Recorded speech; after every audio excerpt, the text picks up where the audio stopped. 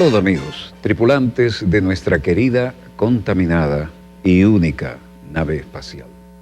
La misma que, desde la última vez que nos vimos por estos medios, ha dado varias vueltas sobre su eje imaginario y, por supuesto, sigue generando acontecimientos en pleno desarrollo.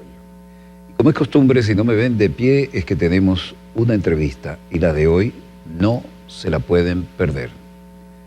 Voy a hacer una breve mención joven y talentoso invitado que tenemos hoy. Señor director, muéstrenos a nuestro invitado. Gracias.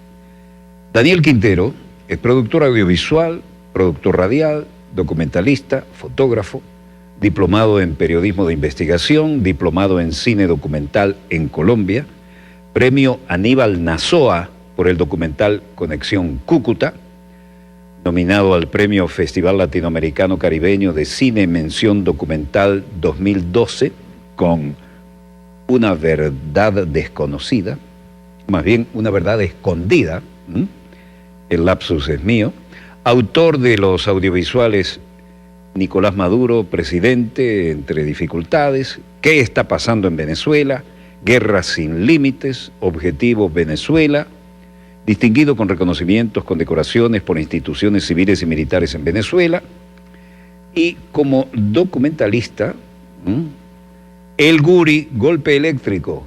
Eso no puede estar.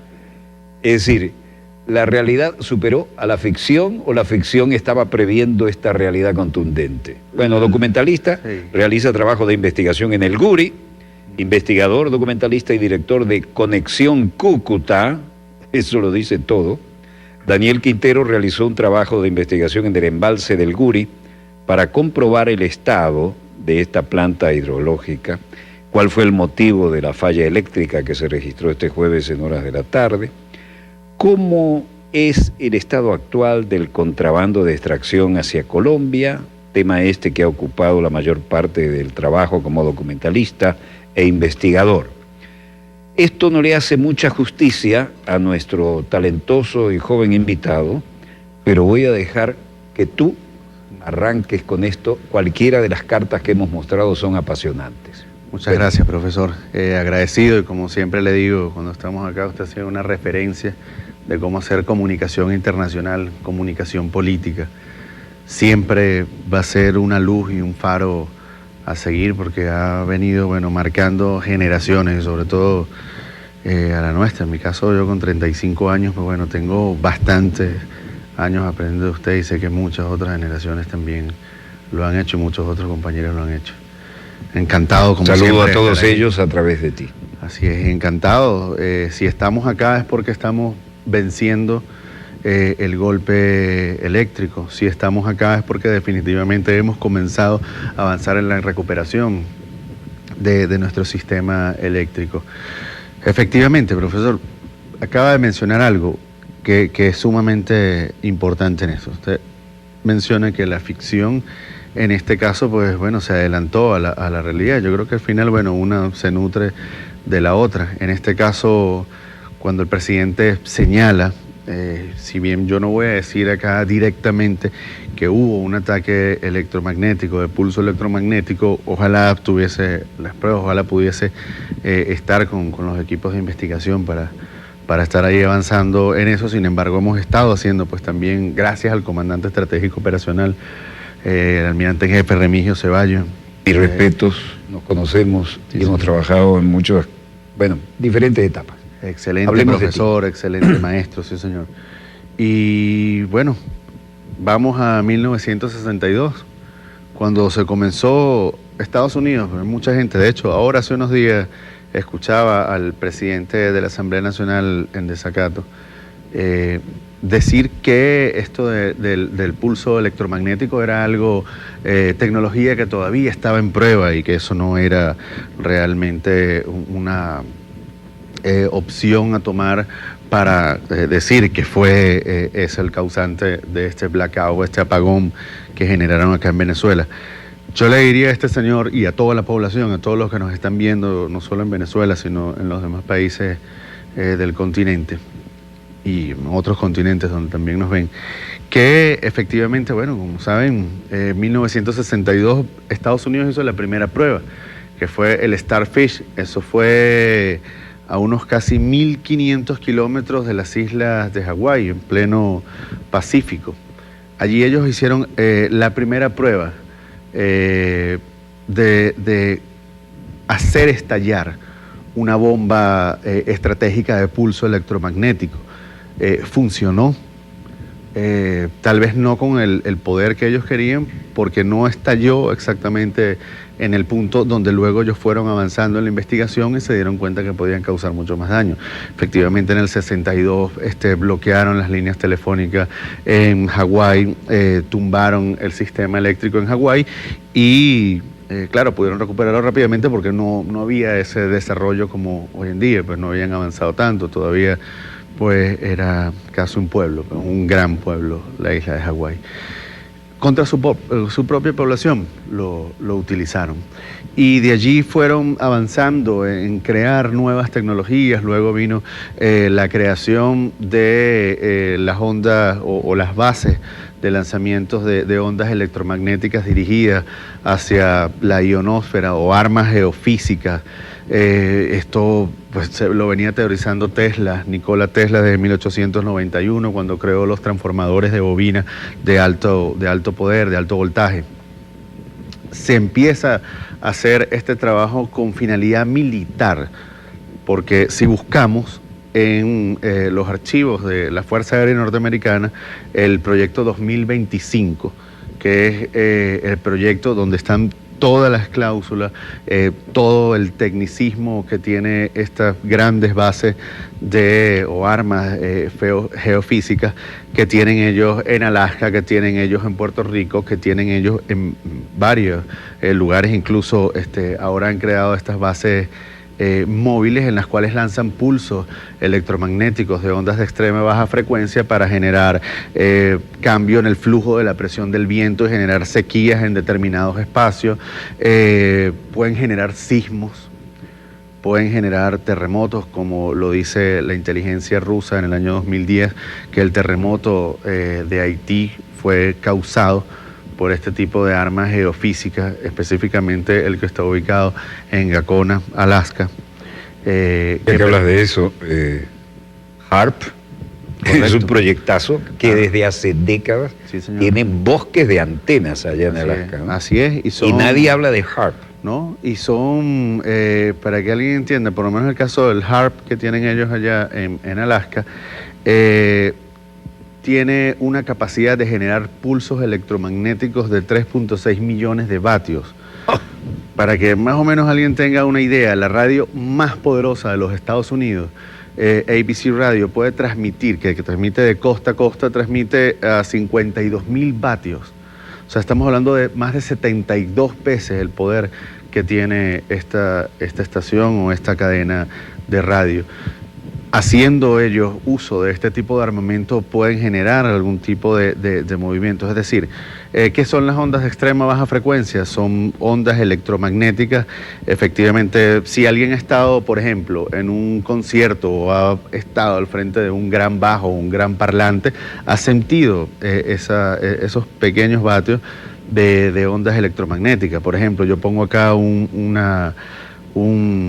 bajo de 5.000, 10.000 vatios y puedo tirar todo lo que está en la mesa sin empieza necesidad a vibrar, de se desplaza, exacto, y que se rompe además. Sin necesidad de tocar, de que haya algo físico, sino es algo que trasciende pues el tema de que sea algo directamente un golpe físico, sino a través de las ondas electromagnéticas de extrema baja frecuencia. ¿Cómo afecta eso? Nuestros fluidos, nuestros órganos y nuestras neuronas. Así, exactamente. E incluso esto en los Estados Unidos se prohibió en los años 80 utilizarse para buscar petróleo.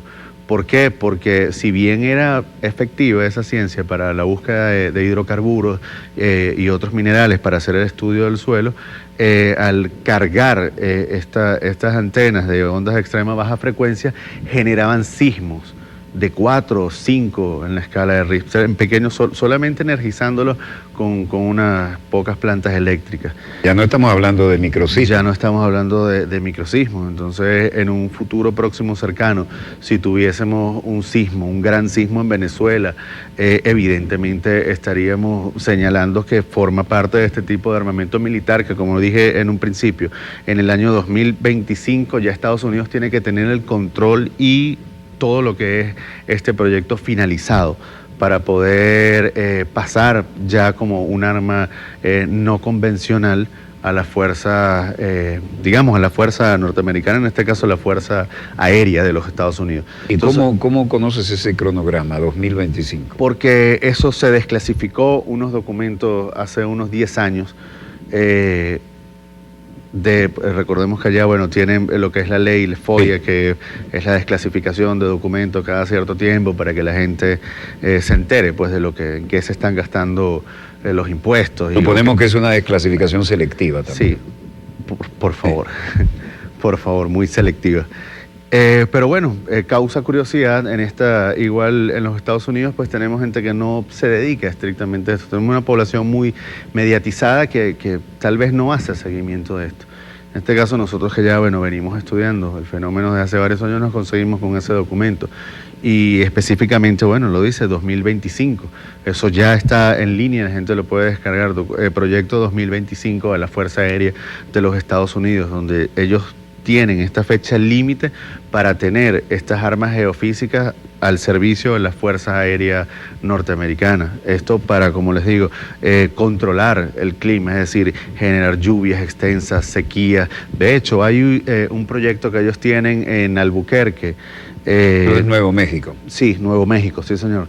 Que por cierto, Nuevo México también fue el sitio donde se hizo luego del 47, creo que fue 48 o 52, explosiones o bombas, explosiones nucleares a cielo abierto, probando ellos su arsenal nuclear. Bañaron de radioactividad todo el planeta. Así es. Entonces, esto fue en Roswell, Nuevo México. En el caso de Albuquerque, ellos tienen allí un centro de estudio para la generación de rayos, con la finalidad de utilizarlo con fines militares.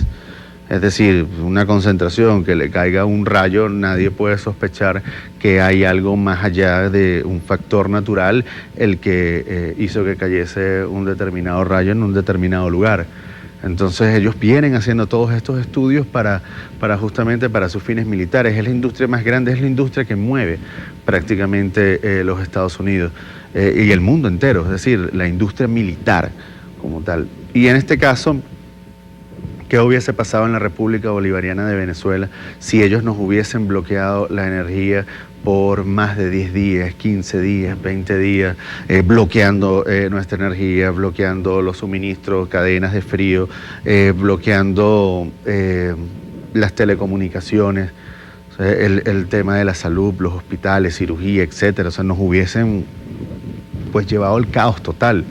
Y esto justamente forma parte de esa puerta que abrió en un momento el presidente Barack Hussein Obama en el año 2015, firmando ese decreto de que Venezuela era una nación que era una amenaza inusual y extraordinaria para los intereses de los Estados Unidos.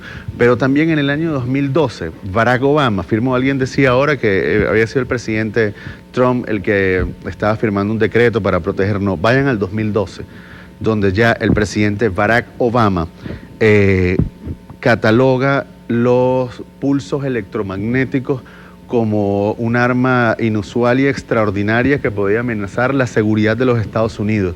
Estoy hablando del año 2012.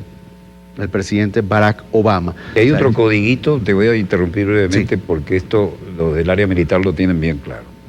Cuando una autoridad ejecutiva de ese nivel dice estamos ante a clear and present danger, un claro y presente peligro, eso es el código para estamos autorizados por tanto a una acción bélica, guerra. Y pasó desapercibido, lo dejaron pasar como si fuera una frasecita. Sí, señor. Y ya lo acaban de pronunciar. Tal cual. Acaba de dibujar. Lo acaban de reflejar, digamos. El enclave perfecto. Es así, tal cual. Esas órdenes ejecutivas lo que hace es abrirles la puerta. Es decir, pueden actuar. Pueden ir, pueden utilizar las armas convencionales, las armas no convencionales, utilizar los métodos de inteligencia, de contrainteligencia, de contrapropaganda, de neurociencia, de desplegar todo lo que sea necesario para neutralizar a esa nación que es blanco objetivo, producto de que sería una amenaza, en este caso para el status quo norteamericano, porque realmente es eso. O sea, la última persona que desafió el poderío militar norteamericano estando en la presidencia fue el presidente John Kennedy. Claro, porque Kennedy tenía una formación digamos, de la aristocracia criolla. Era un héroe de guerra con su lancha PT, la famosa torpedera que en mi niñez me encantaban mucho. Y las tenía enfrente en Montevideo. El tema es que ese hombre era intocable porque tenía prestigio, tenía dinero, era un héroe de guerra y no lo podían controlar. Así es. Se les escapó. Entonces había que eliminarlo. Claro, fue... Es lo que llamaban un loose cannon, ¿no? Un cañón que se soltó y el barco se está moviendo. Completamente. Y nosotros pudiéramos comparar el asesinato del presidente Kennedy, lo dijimos, creo que fue la penúltima vez que estuvimos acá, con todo lo que le están aplicando en este momento al presidente Nicolás Maduro. ¿Por qué? Porque el asesinato de Kennedy fue perfecto. O sea, manipularon a toda la población civil. Sacaron en aquel momento los jefes militares que eran cercanos a él y los enviaron a misiones luego de dudoso fin. El presidente Kennedy estaba a punto ya de sacar a las tropas norteamericanas de Vietnam. En el año 65 había ordenado que se retirasen. ¿Cuánto más duró la guerra? 10 años más después del asesinato. El aparato tecnológico militar industrial, por favor, mueve las fortunas del mundo. Bell, la compañía Bell que fabrica helicópteros, Bell Helicopter, estaba casi en la quiebra. Y nada más, los helicópteros que se perdieron en Vietnam fueron más de 3.000 helicópteros. Es decir,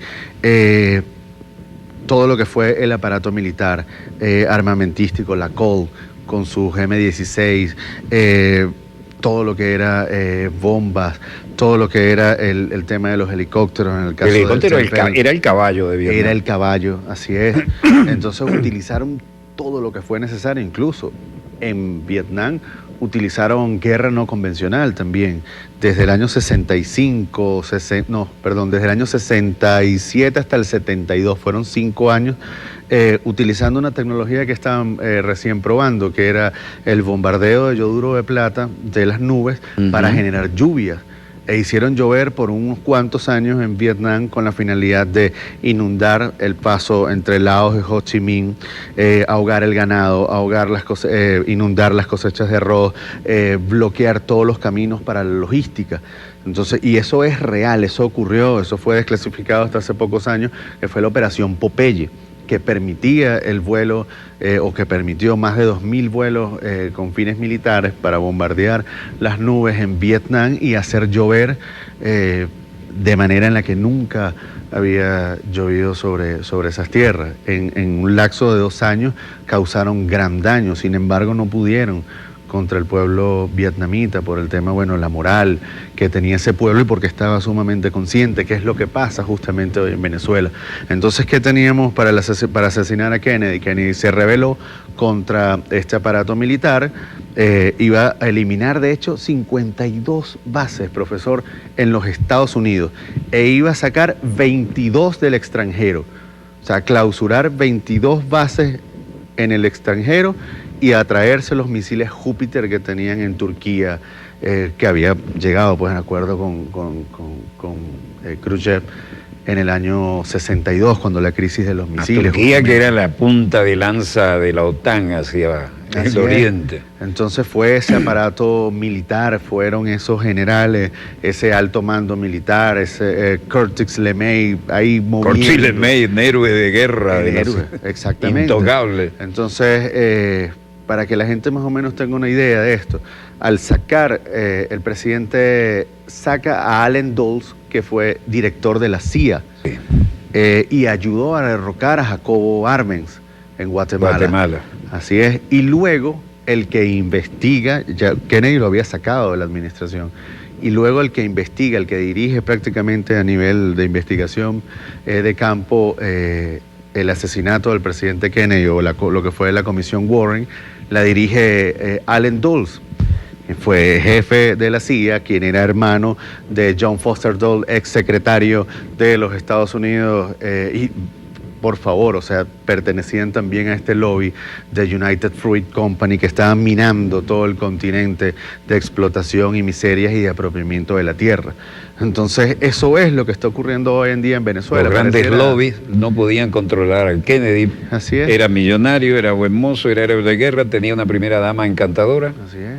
Iba a repetir su mandato. Sin duda. Totalmente. Entonces, bueno, ahí vemos que al final, ¿qué fue? Fue un golpe de Estado maquillado que nunca se pudo probar, que tenemos que esperar ahora hasta el año 38 para poder ver las radiografías, si es que no lo extienden más, para ver las radiografías de lo que fue el cadáver, pues, del presidente Kennedy y saber un poco más y desclasifiquen los documentos en el 38, en el 2038. Imagínense cuánto tenemos que esperar, ya todas estas generaciones desaparecidas para justamente engañar, manipular a toda la población. Eso es lo que están aplicando en este momento en Venezuela con una guerra sin límites en todos los ámbitos. No hay precedente, por eso coloco el asesinato del presidente Kennedy, o pudiéramos hablar también de lo que hicieron con el World Trade Center en Nueva York. Oh, o sea, mira, yo fui invitado a un curso. Voy a ser muy breve, porque me interesa que hables tú, ¿no? Sí, señor. Un alto funcionario de la embajada estadounidense, en esa época teníamos unas relaciones bastante fluidas, como con todas las embajadas, siendo uno internacionalista, me dice, mira, Walter, tú nos das duro, pero juegas limpio.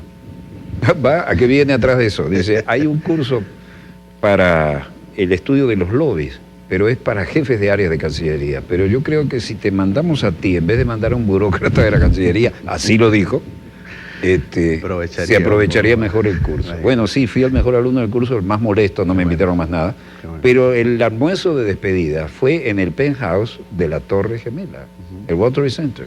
Correcto. Eso estaba, hablamos de esa mole, estaba recontradiseñado para aguantar el impacto de cualquier avión. Claro. Porque ya al finalizar la Segunda Guerra, un B-25 le pegó al Empire State, que no tenía los recursos que tenía el World Trade Center. Los motores se desintegraron, uno cayó por el pozo del ascensor, el otro atravesó todo el Empire State y cayó en un penthouse donde le arruinó la obra de un pintor de toda su vida. Cosas tremendas. Pero ese lugar donde uno estaba era como estar en una meseta creada por el hombre en el cielo. Correcto. No había vibración, no había nada. Era imposible. Y cuando tú ves el video, porque aquí lo mostramos, sí, cada piso se viene a la misma velocidad sobre el otro. Sí, por segundo, pan, sí, pan, pan, pan, pan. Eso es una demolición controlada aquí y en Marte. Así es, todos los ingenieros es un descaro absoluto. Hemos consultado sobre el tema. Bueno, habla justamente un momentico de eso, porque la gente se comió ese ratón. Claro, ¿y qué significó efectivamente? Una demolición controlada, donde se vio hasta el acero derretido cayendo antes de que empezaran a caer las torres y casi inmediatamente. De hecho, el edificio 7 cayó, que era el administrativo y que tenía el cerebro con el cual se hubieran sabido muchas cosas, claro, y estaba como a 2 cuadras. Qué casualidad, se incendia y se derrumba también. Cae entero. No puede ser, eso es una hipocresía. Donde estaba incendiado solamente una oficina, un piso, y cae completamente el edificio. Entonces, ¿qué?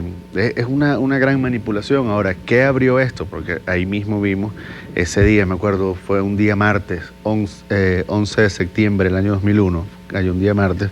Recuerdo el martes en la noche el presidente Bush diciendo que muy pronto los responsables de este hecho nos iban a escuchar.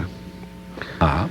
Y allí se desató la guerra, como esa frase célebre de Curtis LeMay, estos malditos Kennedy van a acabar con el país si no hacemos algo al respecto. Nada menos que Curtis LeMay. ¿Qué hicieron con los dos eliminados? ¿Qué sucedió luego del 11 de septiembre? Afganistán, bombardeos. ¿Quién pone la primera piedra con respecto a eso en el discurso, en el foro político internacional? El presidente Chávez diciendo que no se podía responder al terror con más terror, bombardeando Afganistán. ¿Qué vino luego? Irak, que también tuvo una guerra psicológica, una guerra mediática durante años, donde veíamos a Saddam Hussein no solamente en películas cómicas de Hollywood, en películas de misterio, de acción, en cómics. Veíamos la figura de Saddam Hussein. Se estuvo preparando a toda la población global para la caída, para la muerte de Saddam Hussein. Yo fui a Irak invitado por el gobierno de Saddam Hussein y vi chiitas al sur, sunitas al centro y los grandes mercenarios que andan por ahí matando a todos lados, ¿no? Al norte. Y aquel país funcionaba como un reloj suizo y la gente amaba a su presidente. Sí. Pero cuando se volvió demasiado independiente ya Sí. no les gustó. Es que Es de una crudeza. Eso, y la caída de la Torre Gemela, eso es intragable, digamos. intragable, pero hicieron tanta publicidad, la guerra del terror, terrorismo, hay que combatir el terrorismo, las 24 horas del Los día. kurdos que ahora están metidos en todo eran los que estaban al norte en Irak y se portaban, pero tenían su propio idioma, sus propios medios de comunicación, todo, su propia legislatura local, estaban encantados con él. Así es. ¿Y qué hicieron? Pues bueno, destruir a ese país, fragmentarlo, por supuesto alimentar su industria militar, por supuesto lubricar muy bien la economía con esa nueva modalidad de guerra de las contratistas, de contratar grupos para hacer la guerra. Cuando terminamos ese curso, que era de costa a costa y de norte a sur, por ejemplo, petróleo, Universidad de Texas, negocios con el Pacífico, California, lo que fuera. Y después, por supuesto, el champú del Congreso y la Casa Blanca, ¿no? Pero resulta que cuando terminamos el curso, hay 2 lobbies, y el curso era sobre el papel de los lobbies en la toma de decisión en la política exterior. Sí. En ningún momento figuró el aparato tecnológico militar industrial y el lobby pro-israelí. Los dos más poderosos. Que son los más poderosos. Que además trabajan ligados. Claro, con la industria de las telecomunicaciones bueno, incluso hasta la misma droga también forma parte de un lobby oscuro, o subterráneo, underground, de lo que es digamos, la finanza mundial, que se lubrica muy bien con el dinero de la droga. Entonces, esto que está ocurriendo en Venezuela, mucha gente pudiera pensar, verse que se le fue la luz y que es el Estado, entonces escucha a algunos, incluso hasta exministros de energía del gobierno del presidente Chávez, diciendo que el Guri no podía hackearse porque era analógico. Nosotros estuvimos ahí. No es analógico, no se abren las compuertas tampoco con una palanca mecánica, o sea, eso está automatizado y se ha venido automatizando todas sus fases, sus subestaciones, ha venido modernizándose nuestras instalaciones eléctricas. Mucha gente dice, pero es que tienen 20 años esas instalaciones que no se les hace mantenimiento. Pues ya va, recordemos que hasta el año 2007 eran privadas, porque las habían justamente rematado en lo que fue el plan que presentó el señor fallecido Teodoro Pekov en el año 97, que liquidó casi todas las empresas del Estado. Entonces tenemos una empresa que apenas el Estado comenzó a tomar en el año entre 2008 y 2009, y lo primero que se le hizo fue toda una radiografía a esa empresa para ver cómo estaba. Yo recuerdo al presidente Chávez anunciando en el año 2009 que venía para el año 2010 una gran inversión para la industria eléctrica nacional, producto de la desinversión de aquellos que habían comprado en remate esas empresas. Entonces, o sea, hay años de inversión, por lo menos unos 10 años, estos últimos 10 años han sido de inversión y de constante movimiento. Ahora bien, no escapa la industria eléctrica de todos los males que hay en el país, que justamente son provocados por la guerra financiera, es decir, la deserción de personal calificado para irse a otro lugar, a probar suerte, para buscar una mejora salarial. Eso no es ajeno y ocurre en nuestra industria eléctrica. La cacería de cerebros es siempre permanente. Y sobre todo en el caso también de PDVSA, lo hemos visto. Entonces, en el caso de la industria eléctrica ocurre algo bien particular, que si en este caso, si no había una inversión y si no se estaba trabajando, digamos, en función de ir mejorando la industria como tal, ¿cómo entonces en 48, en 72 horas logra recuperarse? ¿Que acaso el Estado cambió las líneas de transmisión y construyó subestaciones en cuestión de horas? O sea, evidentemente hubo un bloqueo, hubo un ataque cibernético, porque se puede hacer. Lo que hemos estado explicando en un principio es que existe la tecnología para realizar este tipo de ataques. Es importante que tú, con tu capacidad de comunicación, expliques a nuestros televidentes, sí, que no todos todavía están en shock, no todos han entendido por dónde viene. Sí, no, y esto, bueno, ¿qué es lo que nosotros estamos dibujando acá? Todo el escenario que nosotros estamos viendo hoy en día en Venezuela, evidentemente ha sido causado y bien empujado. O sea, en Venezuela realmente ha habido una gran conspiración. Y sigue en marcha esa gran conspiración, con actores internos incluso, no solamente externos, colaboradores de estos grandes lobbies, de estos grupos y centros poderosos que están jugando el nuevo orden mundial. Y si Venezuela no se doblega, entonces tendrá que doblegarse por la fuerza para que forme parte de ese nuevo orden mundial. ¿Por qué? Porque Venezuela tiene todos los minerales necesarios para cambiar, digamos, bueno, todo el panorama del continente en tema energético. En el caso de Colombia lo hemos dicho, o sea, tienen 4 años de petróleo y necesitan... ya no son ni 5, como decían. Ya no son ni 5 años, entonces tienen poco más de 4 años de petróleo, están como locos buscando en el departamento. La patria del traidor Santander sigue dando que hablar. Sí, señor. Y ahí están en el departamento del Cesar buscando petróleo a través de esta tecnología de fractura hidráulica de la corteza terrestre. O sea, haciendo fracking en Colombia, que por cierto nos genera leves sismos de nuestro lado al occidente del país, que se han venido intensificando. Sobre todo también la tecnología que prohibieron en algunos lugares de Estados Unidos. En Estados Unidos, y lo están utilizando ya. Y ahí, bueno, claro, una ligera protesta, porque en Colombia ocurre lo que ocurre en los Estados Unidos. O sea, están bloqueadas las voces pequeñas, por decirlo de alguna forma, pero que realmente representan a una gran mayoría. O sea, Colombia es un país de una exagerada desigualdad, es un país que vive oprimido. Hemos estado allá, bueno, muchas veces, hemos hecho ya varios trabajos allá, y ellos definitivamente harán todo lo posible por colaborar para derrocar, no solamente en su momento el presidente Hugo Chávez, sino también el presidente Nicolás Maduro y toda la coalición que lo apoya. Es decir, es fragmentar, es quebrar, es derrocarlo, para que nunca la opción del chavismo o del socialismo sea una opción para algún pueblo. Es decir, ellos además están tan sucios con el tema de la droga que los tienen agarrados por las muchísimas, los gringos, a todos ellos. Así es. Entonces, grandes desigualdades, como por nosotros nos conseguimos, ahora recientemente que fuimos, obtuvimos datos del Instituto Geográfico Agustín Codazzi, obtuvimos por lo menos las cifras de tierras, de la tenencia de la tierra, es algo abismal.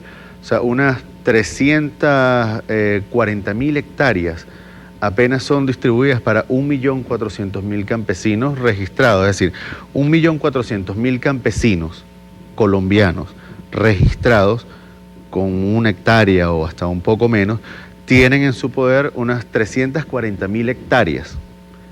O sea, 1.400.000 tienen 340.000 hectáreas. Mientras que 2.013 personas,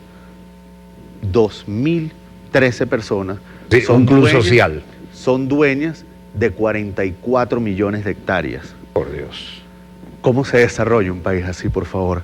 O sea, 2.013 personas son dueños del 47% de la tierra colombiana.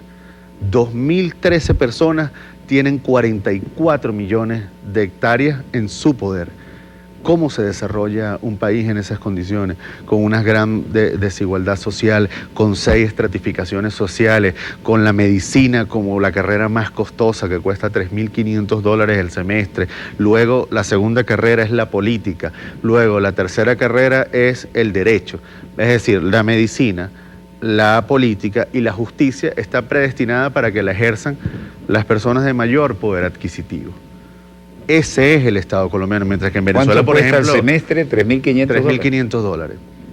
Muy democrático. Muy democrático, exacto. Entonces estamos hablando de unos 10 millones y medio de pesos, cuando el salario mínimo colombiano son apenas unos 700, casi 750.000 pesos, 800.000 pesos, pudiéramos redondearlo, como decimos acá, muy por arriba. Y jamás pudiera costearse una carrera. Entonces tienes a más de la mitad de la población, mucho más de la mitad de la población, destinada a medianamente tecnificarse o jamás ingresar incluso a la educación universitaria. Eso no ocurre en Venezuela. En Venezuela la carrera de medicina es completamente gratuita. Esas son las cosas que ellos todas ellas. Por eso quieren derrocar. Pero además tenemos, ¿cuántos? 5 millones de colombianos viviendo aquí. Así es. Y con salud gratis, educación gratis, vivienda gratis. Que, por cierto, el tema de la vivienda allá es sumamente precario. La mayor parte de las personas viven en arriendo, mientras que acá la mayor parte de las personas son propietarias. De hecho, nosotros allá vimos muchos compatriotas venezolanos que están de vendedores incluso en las calles, arrepentidos, queriéndose regresar a Venezuela y bueno, muy arrepentidos porque les pintaron un panorama que no era, vendieron sus casas, sus pertenencias acá para irse a probar suerte de un país que tiene grandes desigualdades. Entonces tenemos una Colombia que ha estado jugando al golpe de Estado. Luis Ortega Díaz, fiscal general de la República, estuvo por casi 10 años la fiscal Luis Ortega ayudando a montar un Estado fallido. O sea, la conspiración está adentro. Rafael Ramírez, la industria petrolera, desmontando la industria petrolera, desmontando las inversiones. Así es. Además pinchaban duro para los políticos. Pinchaban duro, exactamente, comprando a políticos, comprando industrias, etcétera. Entonces tenemos Rafael Ramírez, la misma inteligencia acá. Recordemos, bueno, hay oficiales de inteligencia que controlaron la inteligencia por 10 años en Venezuela, como sí, el señor Carvajal, el señor Rodríguez Torres, que estuvieron justamente dirigiendo la inteligencia en Venezuela. ¿De dónde vino el explosivo que mató al fiscal Danilo Anderson, que estoy completamente convencido iba a ser el fiscal general de la República? Que no lo pudieron comprar, que no lo pudieron captar y por eso lo eliminaron físicamente. Vino de Colombia. El DAS estaba en cuenta. Jorge Noguera estaba en cuenta de que está preso hoy en Colombia por paramilitarismo. Rafael García, director de informática del DAS, extinto Departamento de Administración de Seguridad, es decir, el Servicio de Inteligencia Colombiano, hoy DIJÍN. O sea, formaba parte del asesinato del fiscal Danilo Anderson. Sabía y estaba en cuenta el presidente Álvaro Uribe Vélez del asesinato del fiscal Danilo Anderson. Y de allí en adelante... El doctor Barito. Así es, que por favor, o sea... No se pudo haber lucrado más el cartel de Medellín en sus mejores momentos con el señor presidente de la República, Álvaro Uribe Vélez. Yo creo que el cartel de Medellín estará... Tiraba cohetes. Si existe el más allá y está Pablo Escobar, creo que en esta vida pues le tendrá agradecido toda la vida. Y se jugaba duro, porque incluso en el avión presidencial, en la nariz de radar, encontraron 5 kilos de cocaína. Claro, bueno, en el caso de la hacienda de Pablo Escobar, no, el Tranquilandia. Tranquilandia, donde apareció un helicóptero propiedad del padre de Álvaro Uribe, y eran tierras que pertenecían al señor Pablo Escobar Gaviria. Entonces esta gente ya tenía tiempo pues trabajando juntos, y eso, o sea, es otro lobby, es el lobby del narcotráfico, para que la gente más o menos tenga una idea. O sea, la esposa el hermano de Álvaro Uribe, o ex esposa, Dolly Cifuentes, que estuvo casada 14 años con el hermano de Álvaro Uribe, que tuvieron 2 hijos, fue deportada de Colombia hacia los Estados Unidos porque era la que lavaba el dinero del Chapo Guzmán, el cartel de Sinaloa, en Colombia. Es decir, la cuñada de Álvaro Uribe Vélez, cuñada de Álvaro Uribe por 14 años. Entonces el lobby del narcotráfico también está detrás del derrocamiento del presidente Nicolás Maduro. También quieren hacerse uno de la posición privilegiada y esa zona marítima exclusiva que tenemos de más de 700.000 kilómetros cuadrados de mar, quieren Creo. hacerse de eso, quieren hacerse de nuestros puertos, necesitan nuestra ubicación geográfica también para distribuir su droga y además necesitan la urea que puede producir PDVSA y además necesitan la gasolina, porque recordemos que la gasolina no solamente es para motorizar vehículos, sino que se utiliza... Eso la gente la conoce poco, tiene muchísimo que ver con la droga, ¿no? Sí, señor, es un elemento añadido de la cocaína. La gasolina es un elemento añadido de la cocaína, se necesitan por lo menos unos 200 litros de gasolina para elaborar un kilogramo de pasta de base de coca. Entonces, o sea, es mucho lo que también Colombia, o estos grupos colombianos, porque no es el pueblo. Como que decir, el pueblo realmente está explotado con altas tasas de interés en los bancos, con casi que imposibilitados de acceder a la educación universitaria. Entonces ya no es el pueblo, sino son estos grandes grupos económicos. Entonces ahí es donde tenemos, no por nada casual, ahora Colombia sigue, porque de hecho están muy metidos desde hace tiempo. Bueno, con el contrabando de extracción nos hicieron un daño terrible desde el año 2012, 13, 14, 15, 16, 17. O sea, se nos fue medio país por esa frontera. Y el Estado trató de hacer todo lo posible con líneas de bloqueo, líneas de contención, líneas de fiscalización, pero es que del otro lado no hacían absolutamente nada, simplemente bien recibía. El que pasara 5.000 litros de gasolina era legal. Si alguien tenía 5.000 litros de gasolina en su casa, traída de Venezuela, pues podía registrar una, ¿cómo le dicen? Cooperativas de pimpineros. Una asociación civil para comerciar el combustible, y eso lo podías ver en Norte de Santander, de hecho un poco más allá, ya hasta Santander incluso se empezaba a ver la gasolina venezolana y los productos venezolanos ya se empezaban a ver en Bogotá. Hoy en día sí se ha visto disminuido el contrabando, realmente no existe contrabando de extracción. Esto es algo. Bueno, sí. Sí, el fenómeno, ahora estuve hace pocos días allá, ya en la Quinta Avenida, que es donde están estos grandes almacenes, donde vendían los productos venezolanos, pues ya no se ven, producto de que es mucho más costoso en Venezuela, y esto sí es bien particular, que ahora en Venezuela los productos, cuando los llevas al cambio en pesos o en dólares, es mucho más costoso que cualquier producto similar en cualquier otro país del continente, y en este caso de Colombia. Entonces los productos son hasta 3 veces más costosos que en Colombia y ya no los están llevando. Es decir, ya no compran el ganado, ya no compran los lácteos, ya no se compran los víveres porque cuestan mucho más acá en Venezuela. Entonces ha habido una cosa que es muy extraño también, y esto hay que decirlo con seriedad, pero hay que hacer la denuncia también, porque en Colombia se pagan altos impuestos. La gasolina cuesta más de $1 el litro. Es decir, los costos de transporte son costosos, los peajes son sumamente costosos. Los salarios, está 1 a 1 en este momento la moneda, 1 peso por un bolívar por 1 peso, aproximadamente entre 3.000 bolívares, poco más el dólar acá, igual lo pagan en la frontera, 3.100 pesos por dólar allá. Entonces más o menos hay una paridad muy similar, pues. Pero los salarios, evidentemente, los salarios, allá hablamos que gana una persona casi 800.000 pesos, pasada bolívares más o menos son como 800.000 bolívares. Entonces tienes que pagar esos salarios, tienes que pagar impuestos, pagas la gasolina más cara de este lado del continente, tienes una gran cantidad de impuestos para producir, y sin embargo produces mucho más económico que en Venezuela, que la gasolina es subsidiada, regalada, que la electricidad es muy bajo su costo, el agua igual, el tema de los salarios que tiene, imagino, bueno, sé que es así porque el presidente siempre ha estado trabajando, el presidente Nicolás Maduro, para realizar toda una reforma financiera y toda una reforma de lo que es el salario, para poderlo adaptar a poder consumir los productos básicos.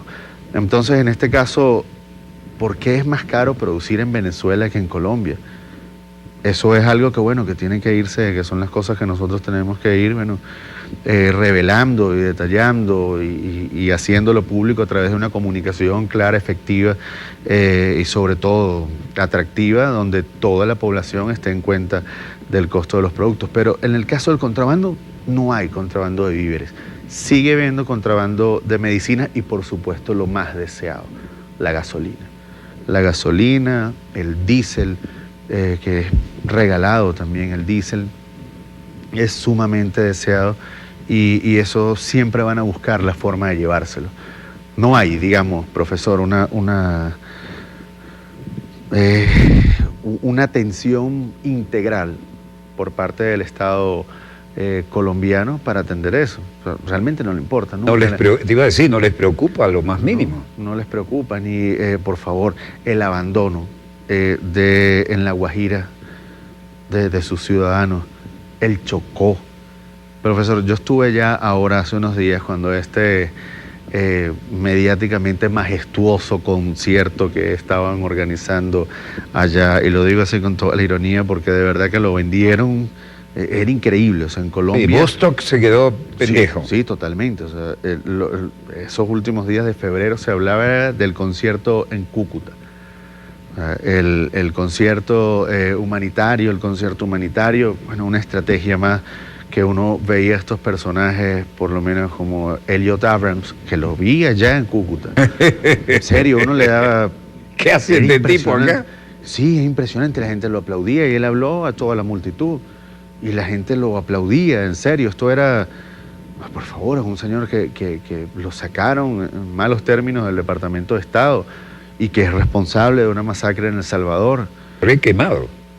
Por favor, y ahora uno lo ve a estas alturas de la vida de Occidente, uno ve a un personaje Alfombra roja. Tan nefasto del siglo pasado, que hizo muchísimo daño y es el que va a dirigir la política de los Estados Unidos hacia Venezuela. Entonces, eso es realmente lo que quieren para Venezuela.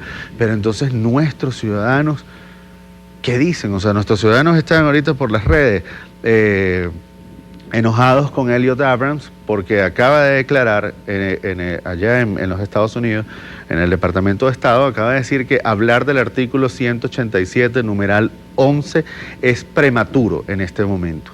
Explícanos qué significa. Claro, que es constitucionalmente el Estado venezolano se reserva, así como es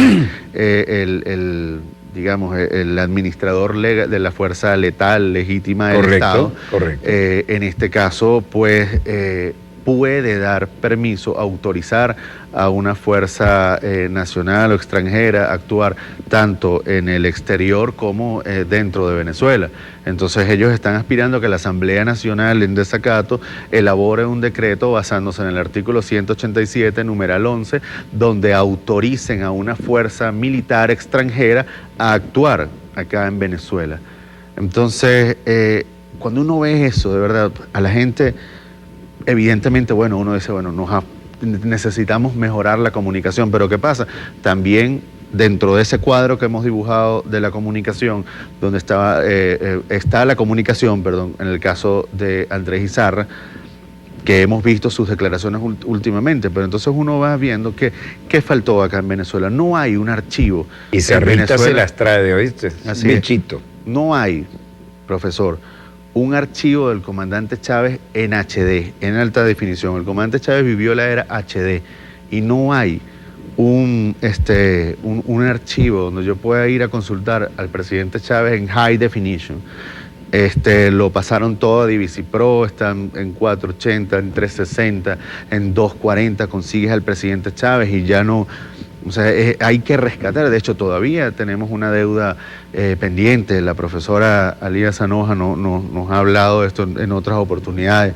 Lo hemos conversado con usted, profesor, que hay que rescatar ese archivo, tenerlo a disposición, incluso en la red, sin contar con la red de YouTube. Nosotros tener una propia red donde esté siempre al alcance los archivos del comandante Chávez y sus discursos en HD. El capitán Diosdado Cabello viene haciéndolo en su programa, rescatando los discursos del presidente Así Chávez. Es uno de los únicos que lo está, sí, es un trabajo haciendo. brillante. Está haciendo un trabajo ahí con pinza, buscando el mejor material del comandante Chávez, que sabemos que es bien nutrido, pero cuando digo con pinzas es por el tema de la calidad audiovisual. Trabajo de producción enorme, porque además es un mar donde hay que seleccionar un segmento y además saberlo presentar. Por favor, entonces eso, ahí está. Entonces esa era la hegemonía comunicacional de la que nos estaban hablando.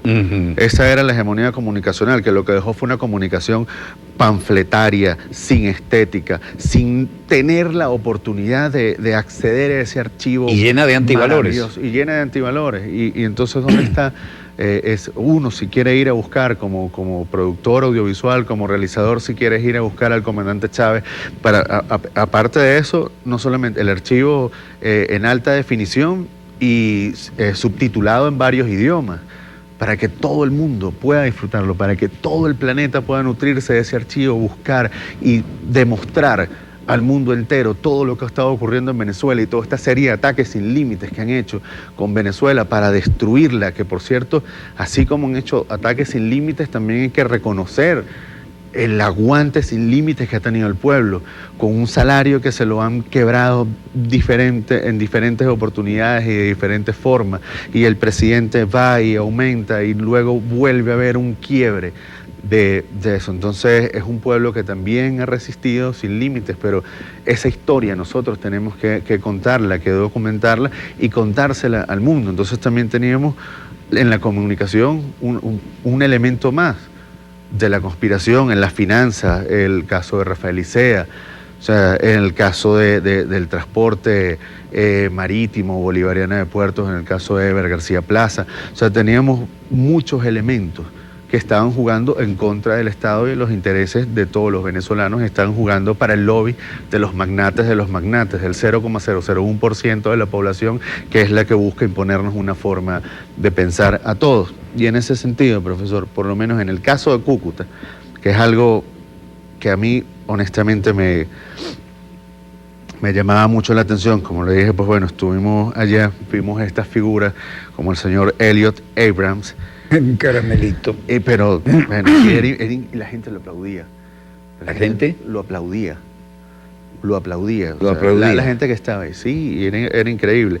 Pero bueno, aparte, vimos Pero bueno, a otro esta personaje. gente ya no sabe más por cómo arrastrarse, porque haga lo que haga un soldado estadounidense en Colombia, así, yo puse el caso extremo a catastrófico, le violen la hija al presidente de la República.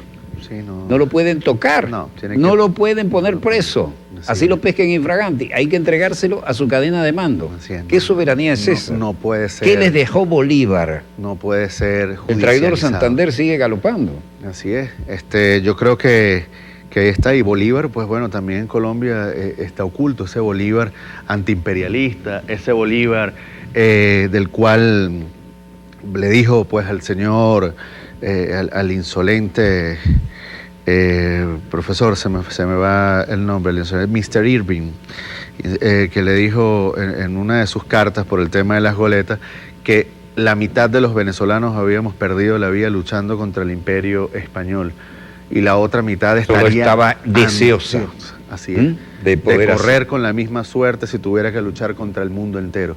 Ese Bolívar no está allá en Colombia, pero bueno, en el caso de Colombia nos conseguimos también en esa tarima a este señor que ya tenía, tiempo, ¿no?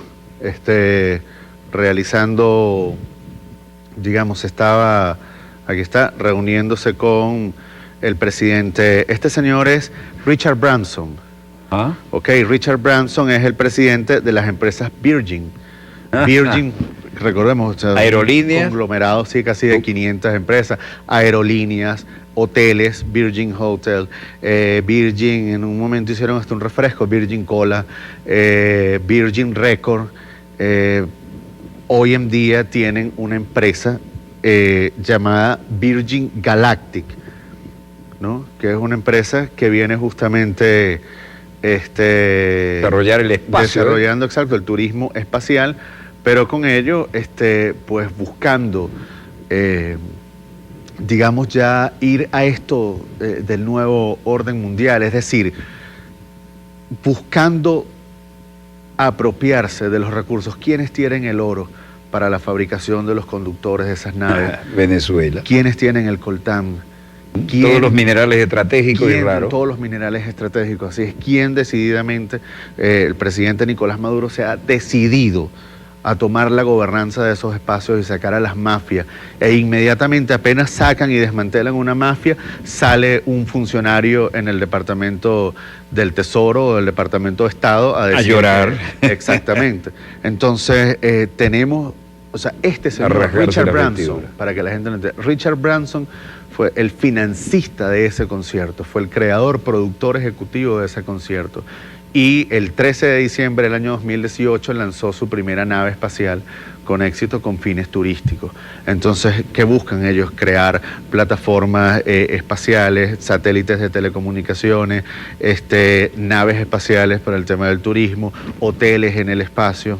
Cosas que parecían de ciencia ficción. Exactamente, pero hoy en día son una realidad, y si nosotros no tomamos conciencia de qué es lo que realmente está pasando, que no es el presidente Maduro el que está detrás de lo que pueda estar ocurriendo en Venezuela en cuanto a lo negativo, sino todo lo contrario, ha sido un muro de contención acompañado con una gran coalición de patriotas y por supuesto de un pueblo que no se da por vencido, así como en la época independentista. Es decir, por eso, no por casualidad, nunca fuimos un virreinato. Siempre fuimos una capitanía general. Somos un pueblo fuerte, digno, noble, que está dispuesto a hacer lo que sea para seguir siendo libre, donde nosotros no salimos a conquistar, salimos a dar libertad a otras naciones. Y la vez que cruzaron la frontera, nuestra fuerza fue para darle patria y libertad a 5 naciones. Sí, incluyendo a Colombia, que nos paga tan bien. Sí, bueno, querido amigo, se nos fue el tiempo. Espero que en alguna oportunidad que consideres adecuada podamos continuar dialogando. Sí, estoy obligado a entregarle a Máster con cierta tranquilidad para hacer la transición. Quiero decirte que me siento honrado, querido Daniel Quintero, de haberte tenido acá, y que en toda oportunidad que prepares el desarrollo de algunos temas tan contundentes y tan irrefutables como estos, serán, como es de suponer, nuestro estimado invitado. Gracias, profesor. Estamos muy honrados con tu aporte. Y desde el estudio 3 de Venezolana de Televisión, canal decano de la televisión venezolana, porque es heredero de aquel TVN5 en La Charneca, donde comencé hace más años de los que quisiera recordar, bajando el único satélite de uso civil que había para el continente. Fuimos pioneros. Finaliza aquí Dossier, el programa decano en todo el hemisferio occidental de la información internacional vía satélite, y donde quiera que se encuentren, gracias por permitirnos estar allí con ustedes. Les habló Walter Martínez, productor y conductor del mismo, muy honrado con esta figura que hemos tenido aquí, y esperamos comprometerte amablemente para que vuelvas. Señor director, disponga usted de las cámaras.